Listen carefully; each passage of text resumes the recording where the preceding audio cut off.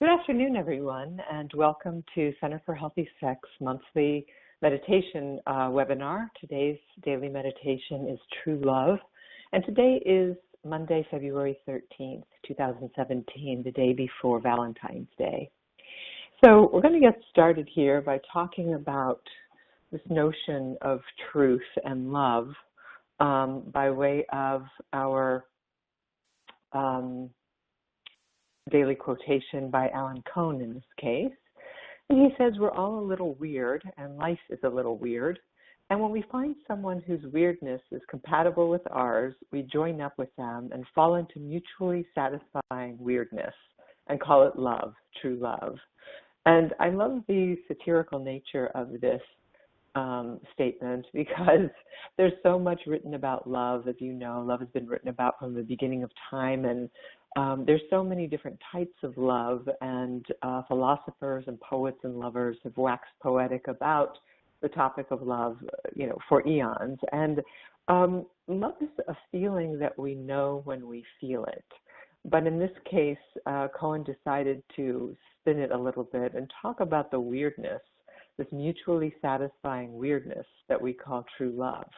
And I think that's an apt description because love is so unique to each one of us, and how we experience it, that spinning it this way has a sense of playfulness to it.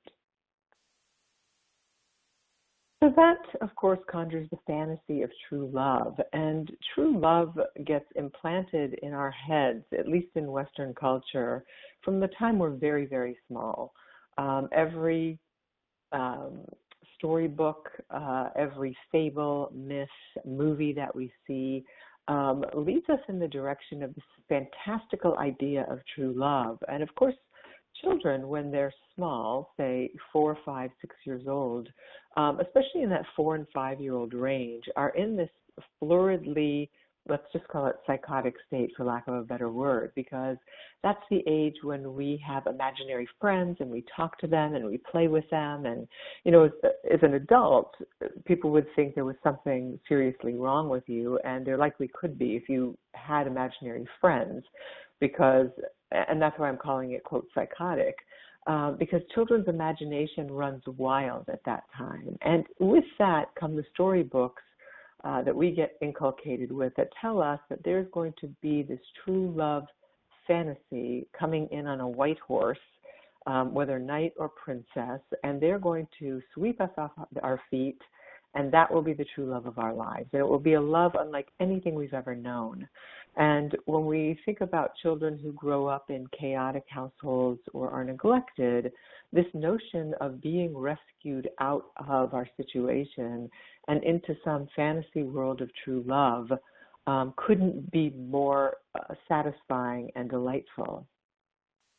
So let's talk about true love fantasies. And I would ask you to take a moment to think about what yours are. When you think about that, and maybe you can text me a few words that come to mind as you're listening to this, what word comes to mind when I say true love fantasy?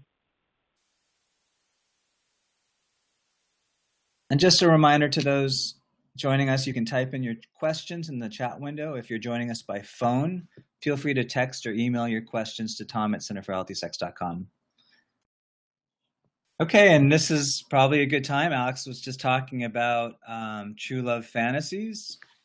So if anyone has any fantasies that play in their head, maybe loop in their head, maybe from since they were a child, feel free to go ahead and type that into the chat window, and Alex can explore that with you. I am starting up a chat with our technical. Yep, great. Can you hear me now?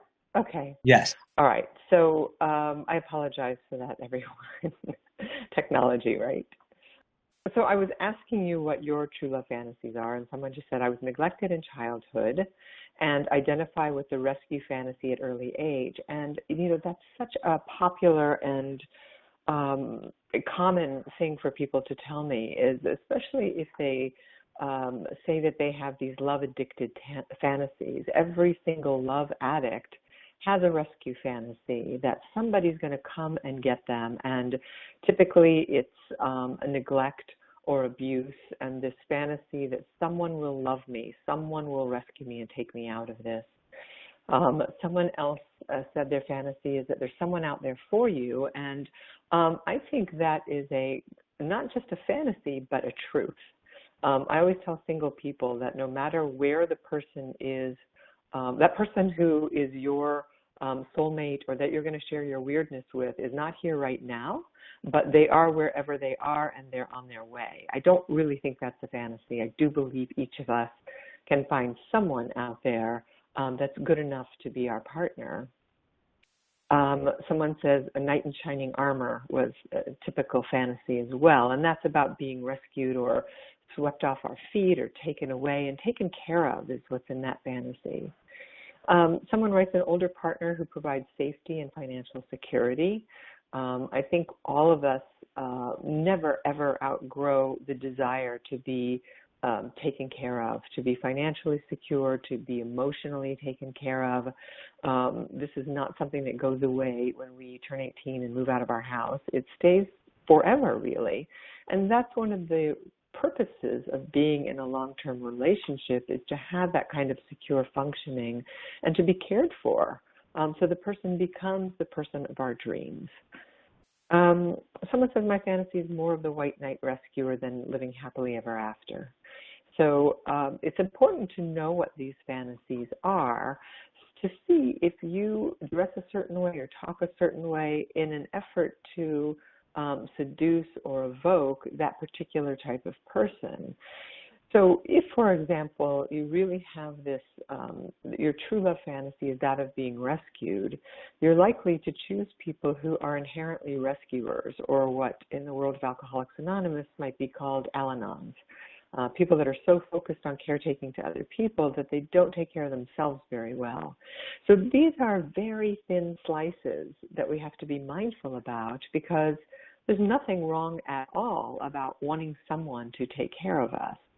But if it's to the extreme or to the point where they collapse their boundaries, or they're so busy taking care of us we don't have to stand on our own 2 feet, then that can be problematic.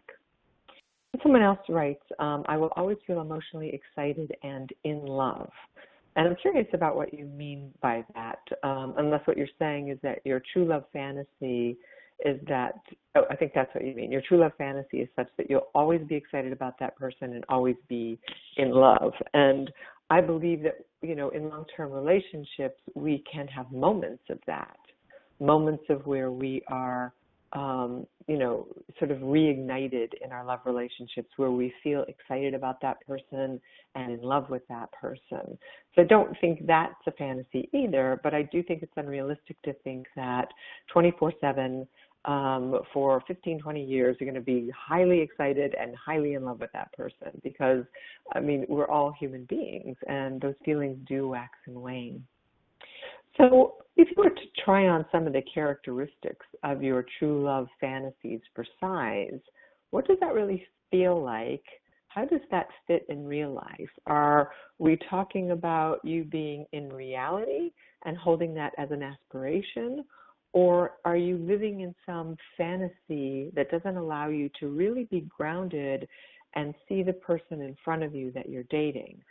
Because that can be a form of, what's the word I'm thinking of? If I want you to be something that you're not, or I'm projecting some fantasy onto you, it's a way of ignoring you and not really seeing you for who you are. It's my projection of who I want you to be. And that I think true love is about you fitting into this fantastic mold I have. And when I think of the word fantasy, I also think of the word phantasmic or fantastic. It's larger than life. It's not really in the here and now and grounded, and that's a lot for anybody to live up to. In fact, we set people up to fail if we do that. Popular media constantly promises that true love carries infinite restorative power by joining separate people into an abiding unity. And I think that is the message that we get in the media, and yet the people that get held up as these icons of true love are ones that often divorce because they're usually, I'm sorry to say, people in our Hollywood scene there in Los Angeles. So, they have stars in their eyes. They can't be without each other. They're both stupendously gorgeous, and we want to project onto them that they are the people. That's the life. That's the true fantasy love I want to have, and that there's something about that that's so restorative and healing, and they two will become one and live happily ever after. And then, of course, we inevitably hear about some strange affair or something goes sideways, and then that fantasy deflates until the next scandal or fantasy comes along. So if we define love as an unconditional love force that unites us, isn't it redundant to add the word true to it? So what do you think about that? Because if love is unconditional, true does make that a redundancy. It almost feels a little bit schmaltzy, to use a Yiddish word, where you're adding on layers of fat or frosting or something along those lines. And it makes me wonder what it is about the human condition that has us needing to make it extra, extra good.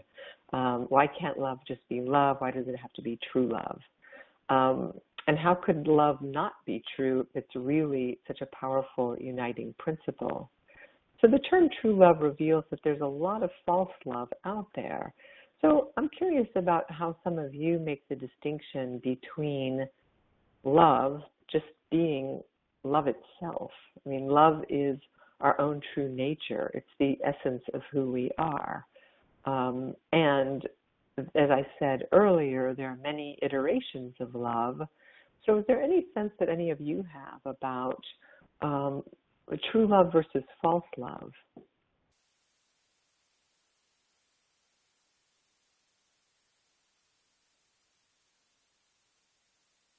Has anybody falsely been in love or been in love falsely?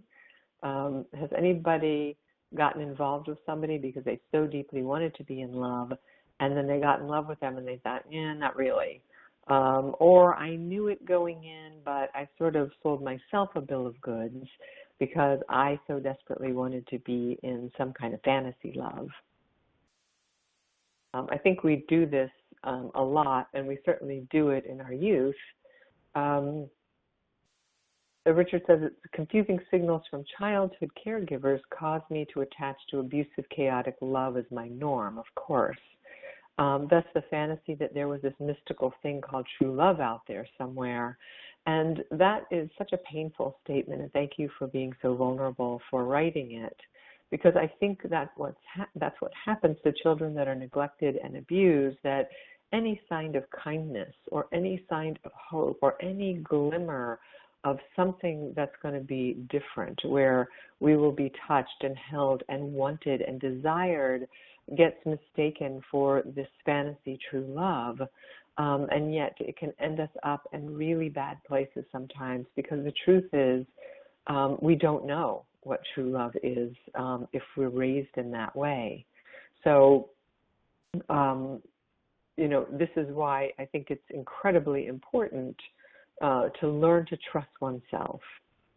Michael says, trusting and being trustworthy, vulnerable and willing to respect the other's weakness. And that would be more in the lines of true love. Can I truly trust you? Can I truly make myself vulnerable to you? Will you handle that with kid gloves, or will you use it against me or to hurt me? And someone says, may have been immature or selfish based on not knowing the other or allowing them to know myself deeply. And that's where I think we get into trouble, because there's this superficiality in youth, especially, in our 20s, where it's like, wow, you're attractive, I'm attractive, let's fall in love. And so we go, running wildly into this hot passion and excitement, but we don't really know the other person, and we certainly don't know ourselves. So that is a place where true love can get confused. And then Marlene writes, I had no idea loving a loving, kind mate who I was so in love with. I discovered he'd been acting out for years, so devastated. How can I trust? And that is another excruciatingly painful situation and a difficult question to answer, because ultimately you have to figure that out for yourself. But it brings to question, to my mind, all the time, even with my own parents who are elderly. Do I really know these people, and how well do I know them? And I've known them my entire life, and of course I know them, and I know their ways, and I know what they would say about things, but given they're from such a different generation also, I wonder, who are these people, and who are they today, and can I get in there and know them, and how well do they know me? And I think that's our deepest desire, is to be known so, so deeply and well and cared for from another. And these are infantile desires. These are evolutionary. They're encoded into our systems, or these creatures we call human beings. And so often we don't get them early on. We don't get that kind of mirroring, reflection, sense of being seen and held and known and stewarded as we start to get older into becoming a robust adult. But even so, I think the desire or the quest to be loved deeply and to be known probably never goes away. And so here you fell in love with a mate who you said you were so in love with, and that he was loving and kind. Presumably it was a he. And that you're saying that you're blown away by how sociopathic his behavior was, and that you really thought that you were known. So I can see where you would feel stranded, and I think it's probably difficult right now to answer this question for yourself. But over time, I believe if you go back in retrospect and you start to look at perhaps where the pieces of the puzzle weren't really there, or where you were trying to snap them into place but they didn't quite fit, or where he was just so seductive and pulled the wool over your eyes that you started to go to sleep on yourself. And this is another topic I've been fascinated with lately, which has to do with self-deception. How do we deceive ourselves all the time about things being okay when they're not quite? And look, this can be something as benign, or maybe not, as how far you are from the curb, and how you end up scraping your wheels because you thought you were further than you were, but you really knew you were too close until you hear that grating sound of your tires or your wheels, and then you think, oh, I'm gouging my tires. Those are the kind of moments where I think self-deception plays out, when we don't really see it, but we kind of know it. And so I don't in any way, shape, or form want to blame you for this situation, Marlene, but I think after the, abject pain and suffering that you're going through upon this new discovery, maybe in a year or so, you might be able to look back and say, maybe I was deceiving myself. Maybe this wasn't as true as I wanted or needed it to be. But again, I don't know because I don't know you. So take that with a grain of salt. And Richard says, every time I fell in love with that magical other, I could not sustain it because deep inside I did not love myself. Aha, that's where I'm headed. I did not love myself, thus I projected that on her and blew up the relationship. And as an aside, Marlene says, you're so right. I'm looking for the responsibility I played in this. Thanks so much. So responsibility is a heavy word, because the truth is you are not at fault for how this person became the way that he became, nor are you at fault for how spectacularly adept he was at lying to you. But again, be very curious about where self-deception came into play, and how you can let yourself off the hook. And I can give you examples of that, from many, many examples. One might be you take a perfectly intelligent female who, let's say, has success in the work that she does, and she and her husband both earn equally, and yet she will abdicate the handling of the finances to him. And this can go in reverse, by the way. I've seen this in reverse too, where the female handles all the finances because she's better at it than the male is. And the other party who's not good at it goes to sleep on the financial part of the relationship. They don't pay attention to it. They trust that the mortgage and the taxes are getting paid. And in fact, their partner would never make a late payment, and they stay on top of it. There's no bills bouncing or anything like that. But then they find out that there was money being embezzled or the person was cheating on them sexually. And then they're at a point 10, 15, 20 years later where they don't know anything about their finances. And it's not because anybody was hiding anything. The bank accounts are there, it's all there, but they sort of let themselves fall asleep in this particular area. And then people do all sorts of things when they're no longer truly in love. And that person may end up finding themselves in grave financial difficulty because of it. So taking it away from the sex and love realm, you can see there are other ways that we fall asleep on ourselves all the time when we think that the other person is going to take care of us in this fantasy love sort of way. The popular media constantly promises that true love carries this infinite restorative power. Okay, I already read this. By joining us together in this abiding unity. And I think it does, and I do also think it can fall apart when we don't have both feet in reality. And many loves proclaim to be a uniting force, but turn out to be a disconnecting one. So I wonder if anybody has a thought about that. Like, have you ever been in love with something that was giving you this sense of unity, but it turned out that it was disconnecting you?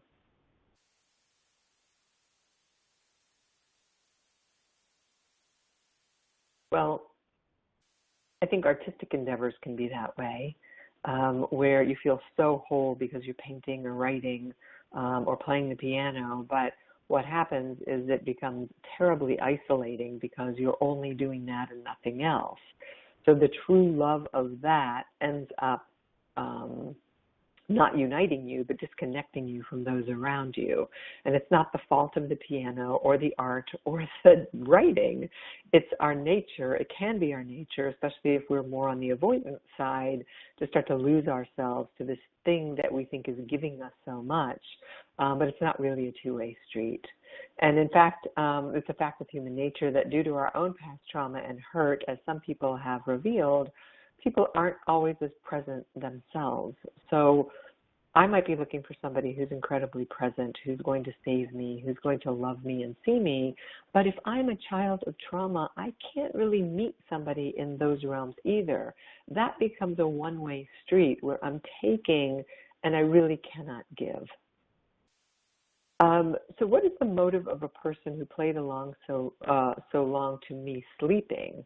If there was no love on his side, why did they stay, or motive? Well, I would say that he was definitely getting something from you.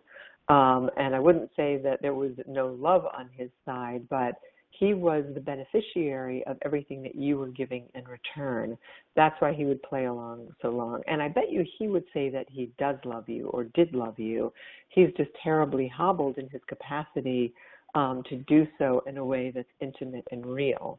So it's got to feel like you were terribly, terribly used by him in service of this fantasy that he was in, and he stoked the fires of the fantasy to keep you there because he cannot function without you. So my guess is he borrowed a lot of your functioning. You must have kept some part of him and the relationship together that had him living in an illusion that things were okay also, because people who engage in that sort of deception and betrayal are often highly compartmentalized. They will tell themselves that what they're doing is not that bad, or they're not hurting anybody, because look how much I love her, look how much I'm doing, look at how much I'm spending. It gets justified in a myriad of ways. So of course you're going to feel profoundly used, and that's understandable. Someone says, is it love avoidant? My top fear is intimacy. My deep fear is abandonment, per Pia Melody's book. So yes, that is a wicked combination, is a deep fear of abandonment, because that doesn't allow you to really risk getting close. And so I would turn all of your attention to a book called Wired for Love by Stan Tatkin, especially those of you who are avoidant or in the dating world again. So there's Wired for Love, and I think there's Wired for Dating also. There are two books. So Wired for Love really helps you understand the neurobiology of how we pick people. And if you're terrified of intimacy and you're terrified of abandonment, that's going to leave you frozen or stuck. And so being able to tolerate moving in closer with somebody, really being intimate and talking about how scared you are of being left will have you choosing someone who will tend to your heart and not abuse you. There's a question from the phone here. It says, to me, true love means that the person is choosing from a healthy place. I would say that's accurate.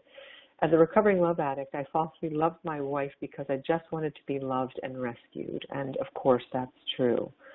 So true love does represent this paradox. It creates an expectation for an idealized love superior to every other love experience one has had so far. But the missing link in that is that true love begins with self-love, as somebody pointed out earlier. And without that, there is no love. So when the question, is this a true love, comes up in a relationship, you can bet it's more like one of you is saying, I hurt. What's worked for me hasn't worked before, and I need it to work this time. In truth, I am not yet able to integrate my experience.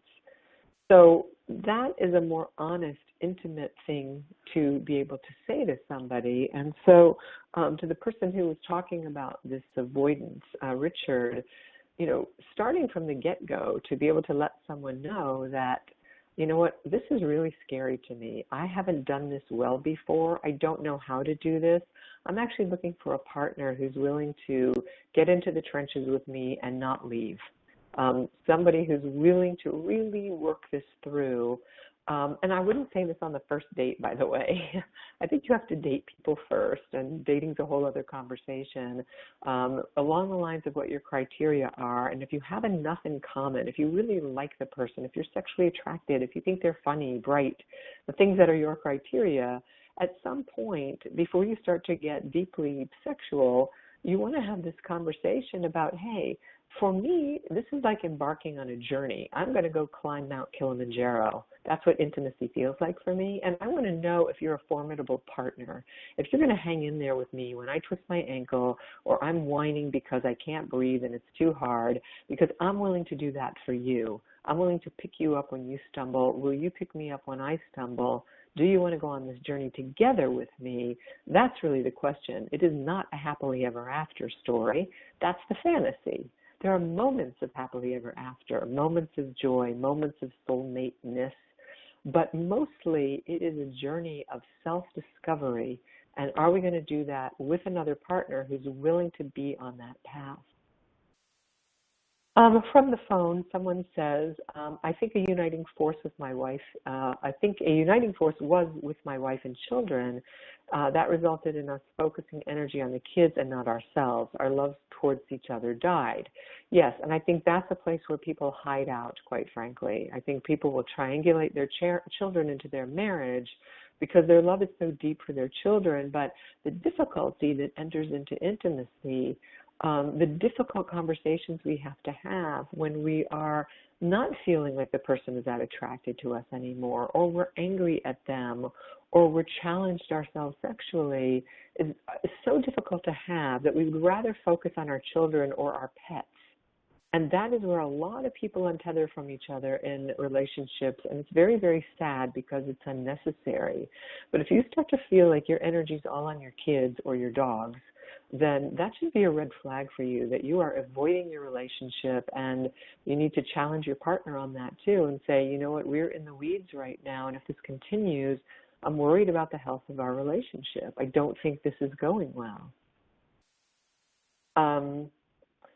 So let's move along here and look at true loving. To experience true love, the unifying power of genuine relationship, we need first to truly love all of life. And the degree to which we can integrate an unconditional unifying love for all of life corresponds to the degree to which we can experience true love. So what is true love?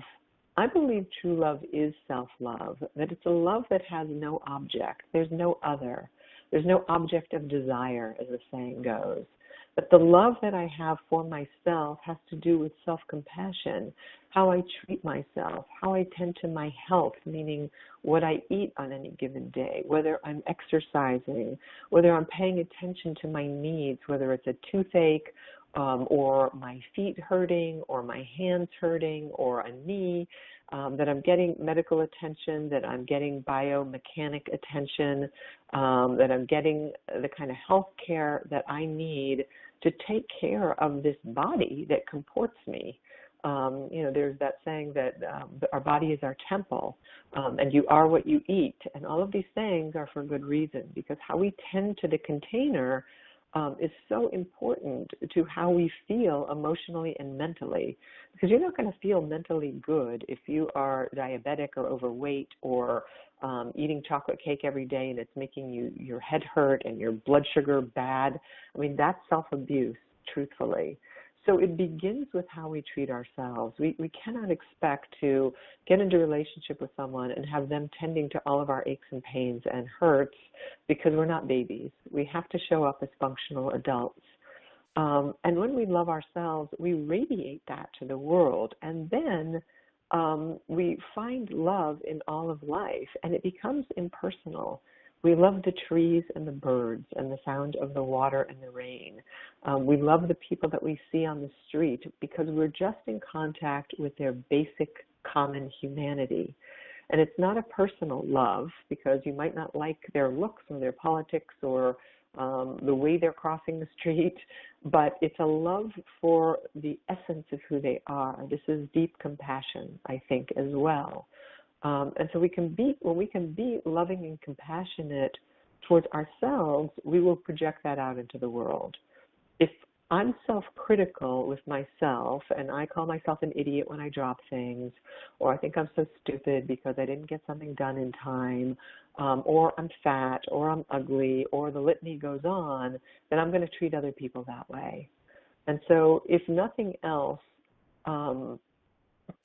people often want to know more about the other or falling in love or how do I get a mate or what am I doing towards the acquisition of somebody else. And what I really want to challenge you on with this webinar today is turn this back on yourself and challenge you to ask the question, how am I loving myself? Where do I abandon myself? Where do I reject myself? How badly or poorly do I treat myself? And how can I possibly expect a mate to love me more than I love me? So see if you can make the experiment, especially tomorrow because it's Valentine's Day, which is a very triggering day for people, whether they are single and don't have anybody, or they're in a relationship and they're not happy, or even when you're happy, you can go out to dinner and see somebody who's younger, prettier, hotter, sexier, ordering better food, you name it. And to keep your focus on what it would be like to love the whole world unconditionally just for today, especially with all of the upheaval and diversity that's happening in the world today.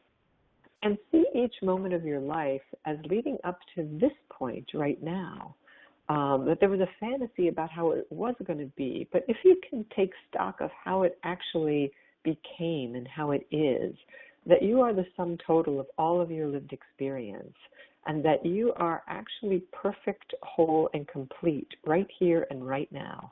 There's nothing to change. There's no place else to be. There's nothing to do differently. Just pure self-love and self-acceptance. And then send love backward to every step of your past.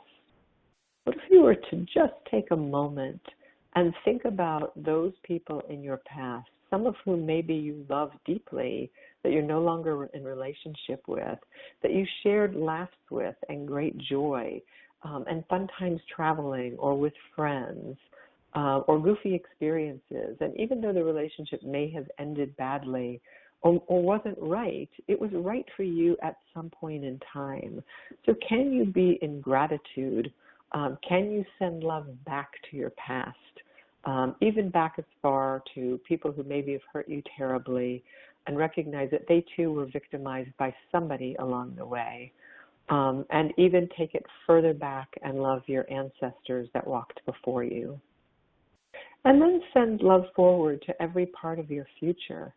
Imagine a loving self, what it would be like if you took better care of yourself, if you loved you, if you chose well, and then to see a future of loving kindness with a partner who tends to you and that you tend to other people, because oftentimes when our relationships don't work out, we capitulate quickly into being victims because we're in so much pain, but the other person is in so much pain also. And so can we have compassion for that and send love to that person so that they may go on and heal themselves and heal the world? Because in truth, the uniting principle of your life or the uniting principle of your love life is you. It's not somebody else. It's not the knight in shining armor. It's not the prince or princess. It's just simply you. So I have a call here saying, how do you deal with your partner rejecting you for sex? My ex-husband, who is also my current boyfriend, doesn't have sex with me and says my behavior turns him off. Last year we had sex 3 times, this year 0. This makes me feel very unattractive and depressed.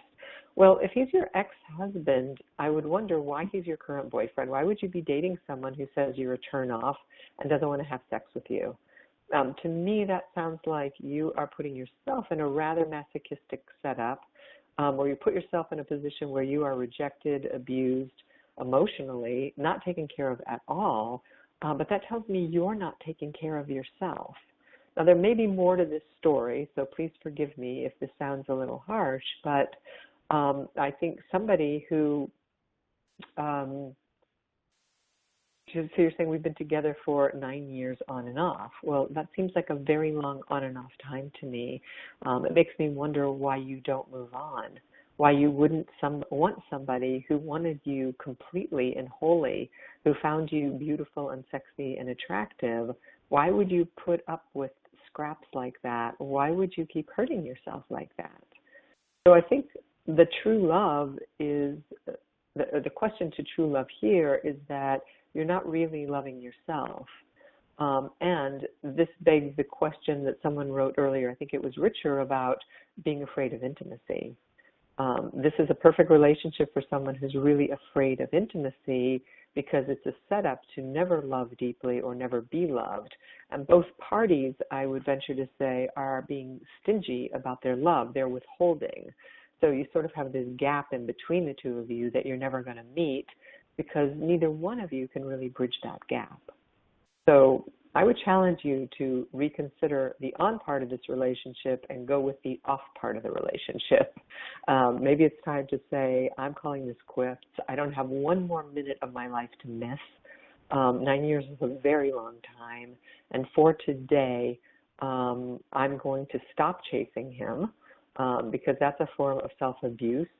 And that's probably why he doesn't respect you and probably why he's turned off. So stop chasing, say goodbye, change your number, get off social media, go through withdrawal, and find out who you are.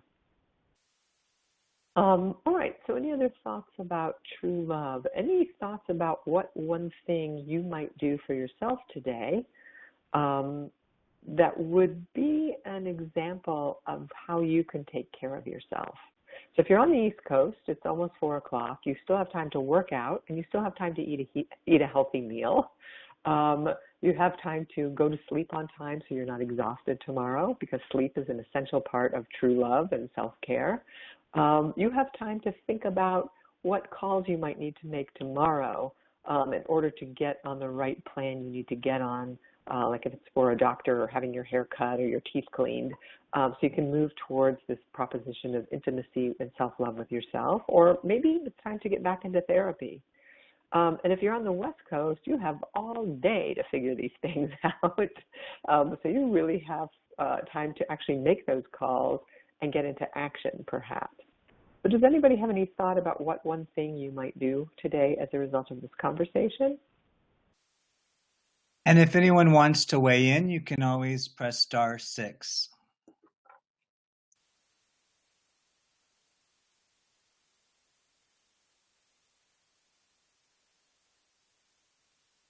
Well, how about this? Tomorrow is Valentine's Day, so why don't you take yourself out on a date? If you're female, you might want to take yourself for a spa treatment. If you're male and it's appropriate, go for a massage. Buy yourself a bouquet of flowers. This person says, as a single person, I plan to engage with a lot of friends and family tomorrow and feel the love that is in my life. And that's beautiful, Amanda, because that sort of deep gratitude for the love that you have is so important, because otherwise you are missing the fact that you're already in love with love itself. You're in love with your own self, not in an egoic or narcissistic way, and that you're radiating this love and joy and gratitude, which is super attractive. It's more attractive than any other bodily part, in truth. Michael says, I'm going to make a list of my needs and ask for a list of my partner's needs can be helpful. Right, and maybe you can meet each other's needs because you're asking for what those are. And then Nathan says, I'm going to talk to myself like I'm someone I love, which is beautiful. Really beautiful, to be kind to yourself, to stop the violence on yourself. Because when you talk to yourself in that way, you won't abide somebody else talking to you poorly. You won't let somebody else treat you poorly because you don't treat yourself that way, and it hurts too badly. So it's really important for you to start to love yourself, be in gratitude for the people around you that love you, recognize that the nature of who we are and even nature is an emanation of love itself, because our brains are wired for love and for war. And unfortunately, we all walk around too often with our dukes up ready to war because we're defending ourselves and we're scared. And I think that's a result of living in such a stressful world, especially those of us that live in major metropolitan areas. So when you can just let that armor down and recognize, oh, no one's out to get me today. Nobody's going to hurt me. I'm going to smile. I'm going to feel loving and be loved. That will give you, so much more internal sunshine, let's say, to spread around. All right, someone says, what are the top 3 recommendations to continue to grow in the love for yourself? Well, I would say, first of all, this matter of self-compassion, about talking to yourself like you're in love with yourself, is probably the most important thing. How do I treat myself? How do I talk to myself? That would be the first thing. The second thing would be the behavioral part of it. What do I do to myself?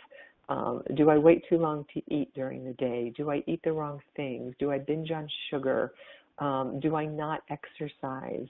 What are the outward behaviors of how I abuse myself? So it's the internal voice that abuses us, and then there are manifestations of that by way of the behaviors that we engage in. And of course, having a piece of chocolate on Valentine's Day is fun and lovely, but gorging on it routinely is self-abuse.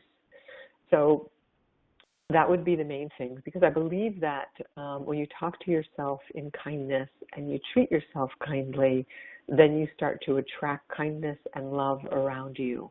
And the third thing would be noticing if the way that you treat yourself is how you treat other people, and starting to work on changing that also.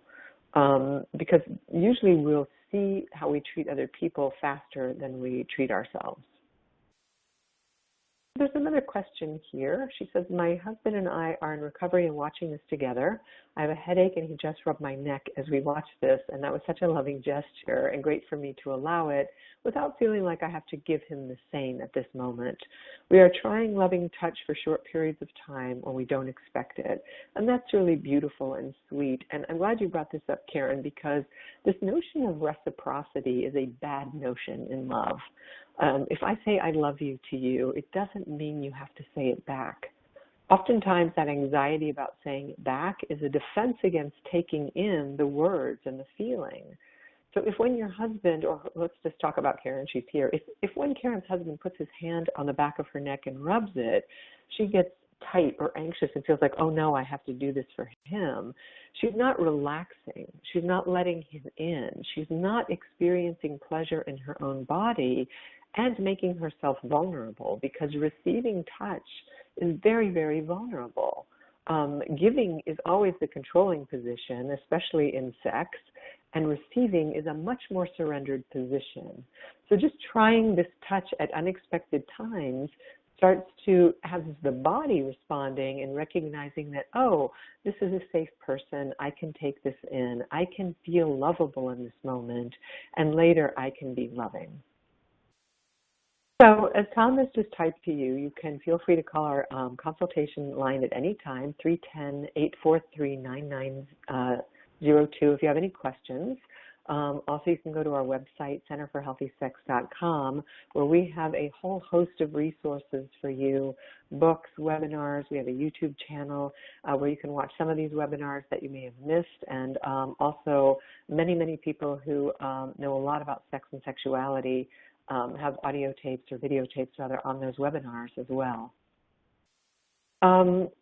So here's one more question. She said, mentioning sleep earlier, I'm finding myself sleeping too much, keeping an inconsistent schedule, and not eating right. I'm most concerned about sleeping too much. Sleeping in and taking naps, procrastinating. I don't show any other signs of depression, but even if I set several alarms or try and reward myself, I won't do it. I feel stuck, and this is relevant. So I would say that you might want to see a psychiatrist because there's something wrong with your sleep habits, perhaps, or you might be suffering from another condition besides depression. So you really want to attend to that as soon as possible. And so psychiatrists talk about good sleep hygiene habits where we go to sleep and wake up at the same time. We only sleep in our beds. We don't sleep with the TV on or the radio on, etc. So in your case, I would recommend that you see a psychiatrist. So finally, all of you know about Mirror of Intimacy.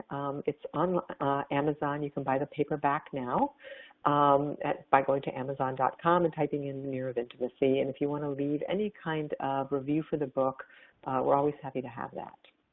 So on this Valentine's Eve, I wish you lots and lots of true love coming from your very own self. And I look forward to talking to you in March. Take care.